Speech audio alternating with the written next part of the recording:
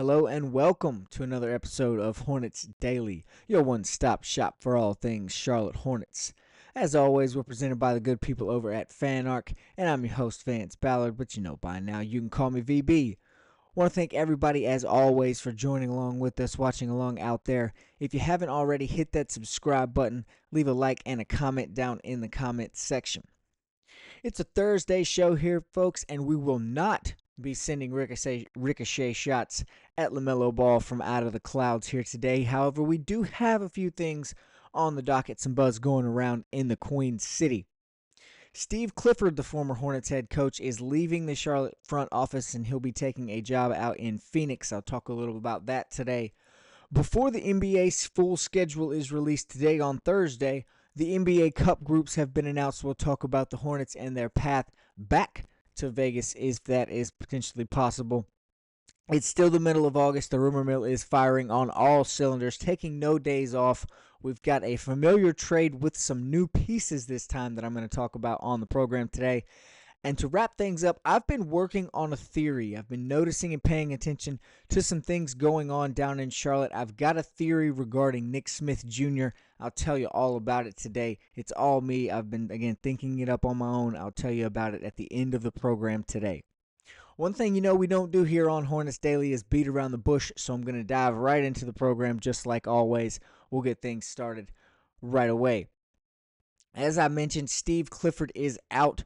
The former Hornets head coach, former two-time Hornets head coach, has moved on and will be joining the Phoenix Suns organization.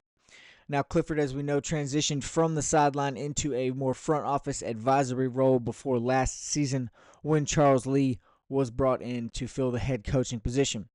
Clifford spent 9 total years with the franchise, either the Bobcats or the Hornets. He had spells with both, and he is the winningest coach in franchise history. Clifford will be moving on to a similar advisory role within the Phoenix Suns front office. Not much is known about why he made the decision, what he's going to be doing out in Phoenix, what his role will be. It's just been announced that Steve Clifford is on the way out west and will be joining the Phoenix Suns. Now, this is definitely a big loss for the Hornets, as it comes now the second member of either the front office or the coaching staff to move on this summer, and within the last week or two. It does leave a big impact. It's not nearly, in my opinion, as impactful as Chris Gent moving on. Clifford wasn't as hands-on as Chris Gent, especially in terms of the development for the young players. But there is a positive spin you can put on this if you really want to look at it, and I believe that can be done.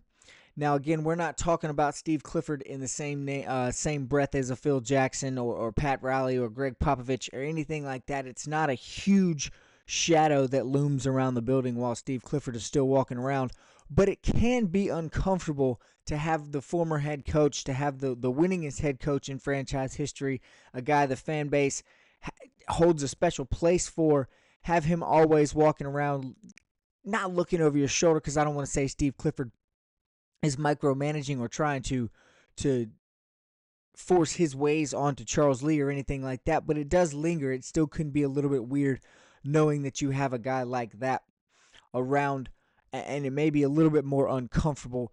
Lee can now take a deep breath knowing that Steve Clifford is out of the building. The fans aren't constantly wondering, what would happen if Clifford was still the coach, or Steve Clifford not walking around, just with that presence of maybe Charles Lee thinking in the back of his mind, do you think you can do it better? Am I doing the right type of job here? Again, that could be me reaching a little bit too far, but I think it could be beneficial for Charles Lee to now kind of have all of the room to just breathe, and with him not having Steve Clifford's presence around to make him a little more confused, or not confused, to just make him a little more uncomfortable, give him a little less room to breathe here. Now, the Hornets fans, again, should always hold Steve Clifford in their heart in a special place. I know that I will. He has brought us some good memories. Again, the winningest coach in franchise history. Not a whole lot to brag about there, but that is what Steve Clifford represents with the Hornets. But it is time to move on, and Charles Lee, I think, is the perfect guy to move on with, to transition into better things in the future.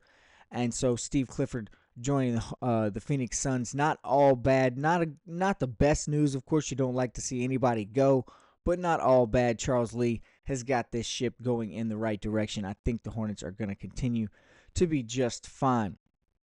As I mentioned, the full regular season schedule will be released on Thursday. We'll talk about that on tomorrow's show. But the NBA Cup groups have been announced while we wait on the full schedule.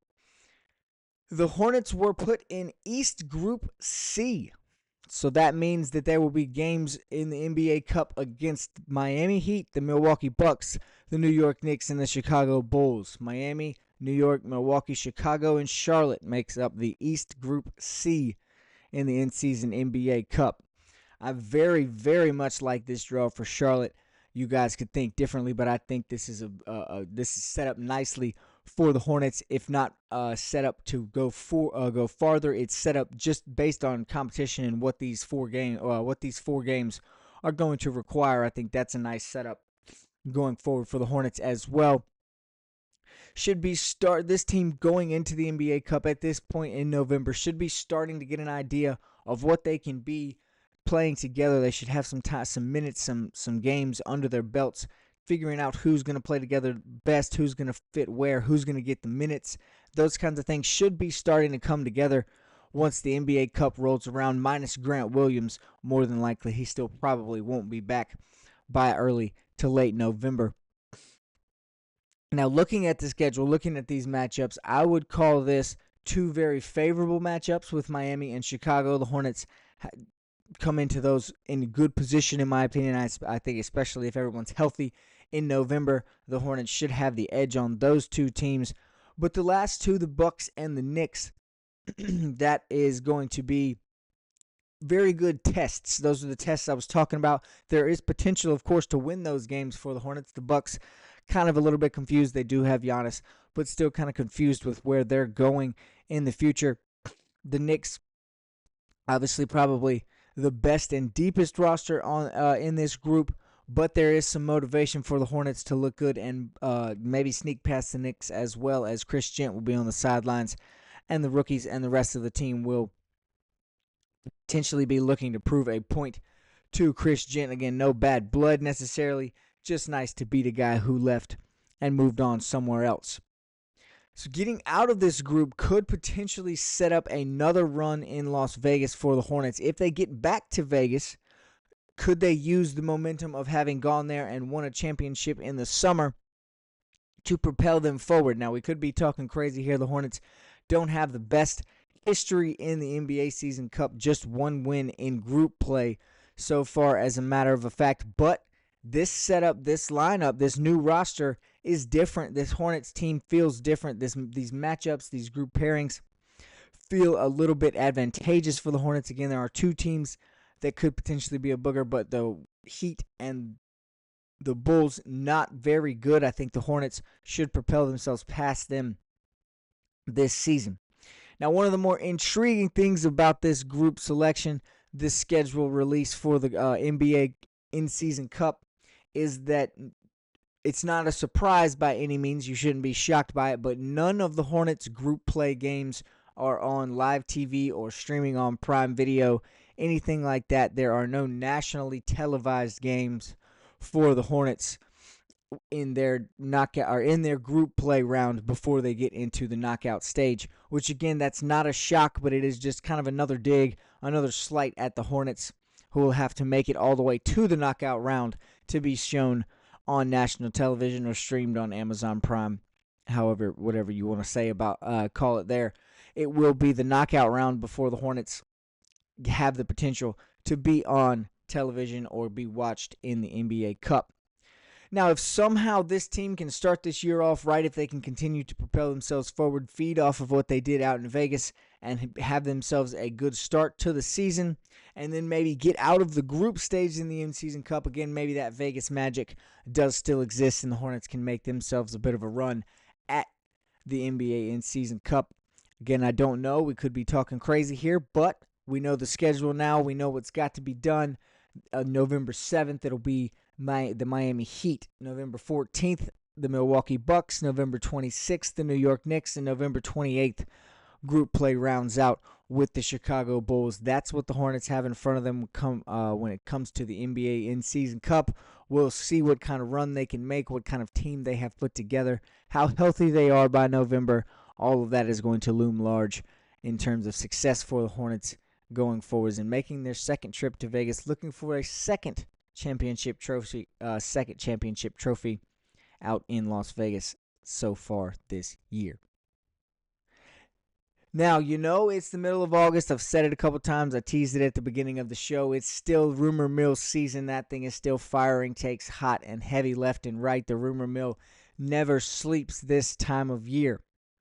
Now, we've got more Nets and Hornets. Nick Claxton, to be specific, talk in the rumor mill today. That's the familiar name, the familiar trade I was talking about. We've seen several mentions of Nick Claxton coming to the Hornets throughout the summer. It's yet to take place, which leads me to believe it may not actually happen, but we have seen Nick Claxton's name be thrown around several times this summer. This week, however, we've got new pieces involved in what is in the mock Nick Claxton trade. Sports Illustrated's Colin Keene put together 2 mock trades this week that could see the Hornets acquire Nick Claxton. Not really going to talk about the first one because we've mentioned it on the show. It's not too much of a change. The first one was Miles Bridges, a 2031 first round and a 2030 second rounder, since goes out to Brooklyn in return for Nick Claxton.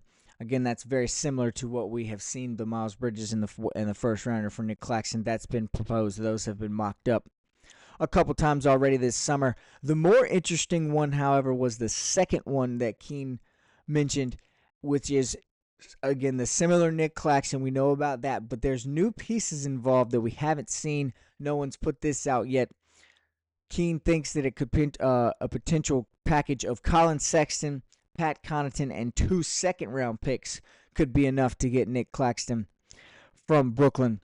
But you got to keep in mind that if that is the route they decide to go, Pat Connaughton can't be traded or aggregated in any deals until September the 6th. So if you're thinking, it hasn't happened yet, maybe it's not going to, maybe that is the reason the Hornets have to wait until that September 6th day to move on to trade or talk about trading Pat Connaughton. If that's the route they take, then maybe that's why this is taking so long. But I've been kind of on repeat with this all week. Every time I've been to the rumor mill, hasn't been my favorite week at the rumor mill. I've repeated this several times, but this trade is going to be both of these are going to be a no from me. Now, the reason being, I think that both of these trades require just a little bit too much for Charlotte to give up. More than likely, the Nets are going to want at least 1, maybe 2 first-rounders in return for Claxton, but that's 2 because they're trying to build something. Their franchise is in a similar spot to the Hornets. The Hornets are a little bit better, got a couple steps ahead of where the Nets are right now, but they too are trying to build something, so they either need assets for the future in return or they need to hold on to their young center who can be a staple piece in building a new franchise who they can kind of work around there. So that could be why the asking price may be so high for Nick Claxton from the Nets. Again, I could be a little bit biased here, but I am of a firm. I'm starting to get in the camp. You guys have heard me say it. I'm a pretty firm believer that Colin Sexton should and will be a Hornet for quite some time. As a matter of fact, much longer than just this year. I think he's going to be a really good addition. He's going to fit wonderfully into Charles Lee's team. I think those two are going to kind of hit it off a little bit. I think LaMelo and Colin Sexton have already started to build that relationship. He'll find a way to connect with everyone else on the team. I think Colin Sexton is not necessarily someone that's going to be traded this year per se, but I think he's going to be a Hornet for quite a while. I think he can stick around and be productive with this team. Now, Claxton also comes with a pretty high price tag, not just in terms of what the Hornets would have to send away, but his actual contract as well. He's scheduled to make right at $70 million over the next 3 years. So moving on from Connaughton and Sexton, or even Miles Bridges, who's not scheduled to make that much, nearly that number either, moving on from those would take on a big salary for the Hornets. mean they have to spend some more money on an already 26-year-old Nick Claxton. He does average 10 points and almost 8 rebounds a game for his career. He is a proven piece on the inside, and no doubt he would fix some of the issues that people think the Hornets have at the center position. I'm starting to think what they have might not actually be that bad. I could be proven wrong about that, but I'm starting to lean towards the three that are on the roster, Musa, Kalkbrenner, and Mason Plumlee, being able to hold their own. I don't necessarily know that some kind of big move, getting rid of first-round picks, 1, maybe 2, getting rid of Colin Sexton, somebody who can come in and add offensive firepower, playmaking ability, and a veteran sense of presence and maybe leadership, getting rid of those type of guys. I'm starting to lean away from doing that and maybe, like I say, just going with what the Hornets have at the center position, because I think this move for Nick Claxton is just a little bit too much. You guys may disagree. I'd love for you to let me know that down in the comment section. But I think that a guy who comes in with a almost $70 million contract over the next 3 years and what he would require the Hornets to send away, I just think that's a bit too much of an asking price. I think that's a little too steep for the Hornets.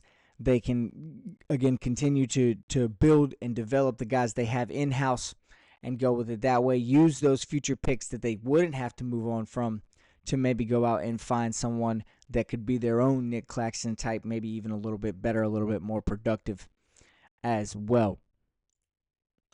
Now, this is going to be the fun part. This is what I've been excited about. I have been working on a theory. I've been kind of paying attention to what's been going on in Charlotte the last few days over the weekend into last week. I've got a Nick Smith theory, folks. Now, I know we've heard me specifically and really everywhere else, it's been talked about all summer that Nick Smith Jr. is probably the front runner for one of the 3 players that have to be moved on, cut, traded, whatever that is. The Hornets roster currently sits at 18. It's got to be trimmed down to 15. We've said it all summer. Nick Smith is a likely candidate for one of the 3 players to be one of the 3 players moved on from who to help get this number down to 15. I've talked about it several times, and honestly, I would have probably thought that it maybe even placed a bet that it would have been done by now. But it hasn't, so that's got me paying some extra attention. I've had my eye on a few things going on in Charlotte recently, and it may be starting to change how I feel just a little bit. I'm starting to get a feeling that Nick Smith Jr. actually won't be one of the guys the Hornets move on from. I'm starting to feel like I have a theory that maybe he will be on the roster come opening night. Let me tell you a little bit about why. So within the last week and a half, the Charlotte Hornets have announced a Nick Smith jersey number change. Now, that's not too weird. Obviously, the guy's going to he's going to change his jersey number. That's something that the team can announce, the team can put out. But we also have seen the team tweet out video footage of him practicing, going on runs down in Arkansas, working out in a gym. As well as yesterday, we saw a team tweet from the Hornets' main account, which was basically a small feature, if you will, of Nick Smith Jr. returning to his hometown, some clips of him in his high school talking, and then they were mainly promoting his basketball camp that he was running in his hometown. Now, I know you may think those are just obviously things you would talk about the guys on your team are doing. It's good to promote the kids, help out Nick Smith, get his camp out there, get some eyeballs on that. But does that not seem like a strange thing to do for a guy who you don't plan on keeping around on your team? I know it's for kids and you want to promote the camp and the kids, but this combination of promotions has me feeling like he actually is going to be a part of the roster. Again, you don't usually announce a number change and send a film crew to a different state around with guys that you plan on cutting or maybe have thought about already moving on from. Now, Nick Smith did improve in his first 2 seasons in the NBA, and maybe Charles Lee and company, as they, much like they've done with Musa at the center position, maybe they see something in Nick Smith that has made them change their minds about moving on from him, that has made them want to keep him around and be an asset going forwards on within the franchise. The 21-year-old does have the ability to play both guard positions. He can play the one. He's listed as a 2. He's a smaller 2, but he can still play both and guard both spots. He could help LaMelo if LaMelo needs to take a blow. If Trey Mann needs a break, something along those lines, he can step in and play that point guard position if he needs to. He can also give the veterans Colin Sexton, Spencer Dinwiddie, even Colin Knipple, if he needs a blow, he can come in and play that 2-guard position, take over for them as well. Now, as I said a week ago, I would have bet my mortgage that Nick Smith Jr. was on his way out the door. I probably would have bet you that it was going to happen by this week. I think that move, if it comes, is coming soon. But now that as I sit here today, after some trickles of for lack of a better word, Nick Smith Jr. propaganda, lately I'm starting to think that the Hornets are going to keep him around, and he is not going to be the one who has moved on from. He's not going to be one of those 3 guys cut or traded to get the roster down to 15. But what that does do is open up a world of questions about who the 3 that are actually going to go are. Obviously, we've said names like Daquan Jeffries, Pat Connaughton, Josh Green, all of those. Now, those 3 guys are also potentially going to be traded, cut, however whatever it is, to get that roster size down to 15. Those 3 guys are part of that list. Nick Smith Jr. obviously still could be cut. This is just my theory that I think I'm watching. I want you guys to keep your eye on it as well. But I'm starting to see some signs, starting to see some things go on that make me believe Nick Smith Jr. will be a Hornet on opening night and going forwards into the regular season. How impactful he'll be, how much of a role he'll play, I don't know the answers to those questions. Again, this is just a theory that I'm thinking up. I want you guys to be on the train with me. If this turns out to be correct, I want you to know that Hornets Daily told you first. Now, we'll continue to talk about on another episode what Nick Smith staying could mean for those 3 of the 3 guys I just mentioned, plus some others on the Hornets roster in terms of who they're going to be moving on from. But that'll come another day, because that's going to wrap things up for this episode of Hornets Daily here. As always, folks, thanks so much for watching along. If you haven't already, smash that subscribe button. Leave a like and a comment down in the comment section. What do you guys think of the cup groupings? How do you feel about the new rumor mill trade? Not a huge fan of it. Let me know what you guys think about my Nick Smith Jr. theory. I know the chat has been a big proponent of him being one of the guys that's going to be moved on from. But take the evidence, take what I've told you into account, and then tell me what you think. Are you guys starting to get the same similar feeling I am that Smith Jr. may actually end up sticking around in Charlotte? Again, we'll talk more about that on another episode. Thanks so much. Have a great Thursday out there, everyone, and we'll see you right back here tomorrow for a brand new episode of Hornets Daily.